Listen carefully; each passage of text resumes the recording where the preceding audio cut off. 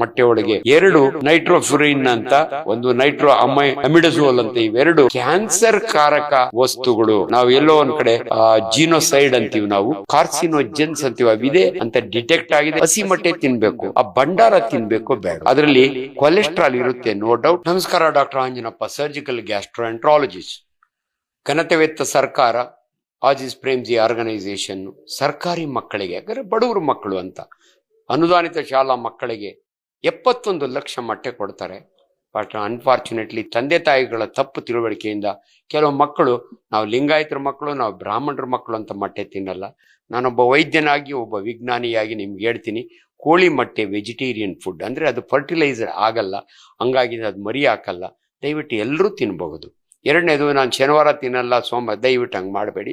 ದಿನಕ್ಕೆ 5 ದಿನ ನೀವು ಒಂದು ಮೊಟ್ಟೆ, ದಿನಕ್ಕೊಂದು ಮೊಟ್ಟೆ ತುಂಬುವುದು ಹೊಟ್ಟೆ. ಯಾಕಂದರೆ ಒಂದು ಮೊಟ್ಟೆಯಲ್ಲಿ ಏನೆಲ್ಲ ಪೌಷ್ಟಿಕ ಅಂಶ ಇದಾವೆ ಅಂದರೆ, ನಾನೊಬ್ಬ ಟೀಚರ್ ಆಗಿ ನಿಮಗೆ ಕರೆಕ್ಟ್ ಇನ್ಫಾರ್ಮೇಶನ್ ಕೊಡ್ತೀನಿ. 13 ವಿಟಮಿನ್ಸ್ ನೋಡಿ. ಒಂದು ಮೊಟ್ಟೆ, ನಾಟಿ ಮೊಟ್ಟೆ 50 ಗ್ರಾಮ್ ಇರುತ್ತೆ, ಫಾರಂ ಮೊಟ್ಟೆ 55 ಗ್ರಾಮ್ ಇರುತ್ತೆ. ಎರಡು ಬಣ್ಣ ಸ್ವಲ್ಪ ಡಿಫ್ರೆನ್ಸ್ ಇರುತ್ತೆ, ಬಟ್ ರುಚಿ ಬೇರೆ ಇರುತ್ತೆ, ಆದರೆ ಪೌಷ್ಟಿಕ ಅಂಶ ಎರಡು ಒಂದೇ. ದಯವಿಟ್ಟು ನೀವು ನಾನು ಹಟ್ಟಿ ಕೋಳಿನೇ ಮೊಟ್ಟೆನೇ ಕೊಡಬೇಕು ಅಂತ ಏನು ಭ್ರಮೆಯಲ್ಲಿರಬೇಡಿ.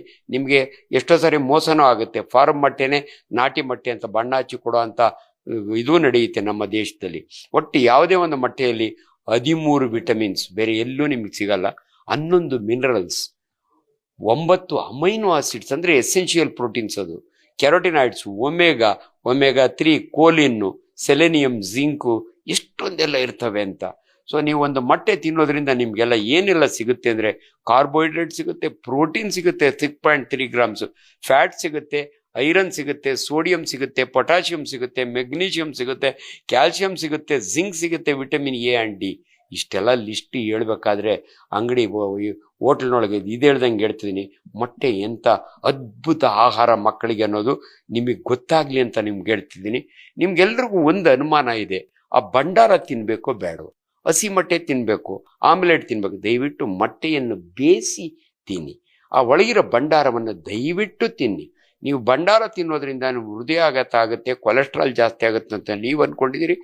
ನಾನು ಈ ವಿಚಾರಗಳನ್ನ ಎಲ್ಲಿಂದ ಬಂದಿದೆ ಅಂದರೆ, ಒಬ್ಬ veterinary scientist from Shivamogga beautiful article ಬರೆದಿದ್ದಾರೆ, ಒಂದು ಮೊಟ್ಟೆಯಲ್ಲ ಏನೇನಿರುತ್ತೆ ಅಂತ. ನಾನು ಅದನ್ನು ಸಪೋರ್ಟ್ ಮಾಡಿ ಮಾತಾಡ್ತಾ ಇದ್ದೀನಿ. ಅದರಲ್ಲಿ ಕೊಲೆಸ್ಟ್ರಾಲ್ ಇರುತ್ತೆ, ನೋ ಡೌಟ್, ಆದರೆ HDL ಕೊಲೆಸ್ಟ್ರಾಲ್. ನಿಮ್ಗೆ ಅರ್ಥ ಆಗಲಿ, ಕೊಲೆಸ್ಟ್ರಾಲ್ನಲ್ಲಿ 2 ವೆರೈಟಿ ಇರುತ್ತೆ. LDL ಅಂದರೆ ಬ್ಯಾಡ್ ಕೊಲೆಸ್ಟ್ರಾಲ್, HDL ಅಂದರೆ ಗುಡ್ ಕೊಲೆಸ್ಟ್ರಾಲ್. ಅದು ಜಾಸ್ತಿ ಇದೆ, ನಿಮ್ಮ ಹೃದಯವನ್ನು ಪ್ರೊಟೆಕ್ಟ್ ಮಾಡುತ್ತೆ, ನಿಮ್ಮ ಹೃದಯಕ್ಕೆ ಹೃದಯಾಘಾತ ಮಾಡಲ್ಲ. ನಾವೆಲ್ಲ MBBS ಓದೋ ಹಂಗೆ ಮಾತಾಡೋರು, ಬಟ್ ಇವತ್ತು ನಾನು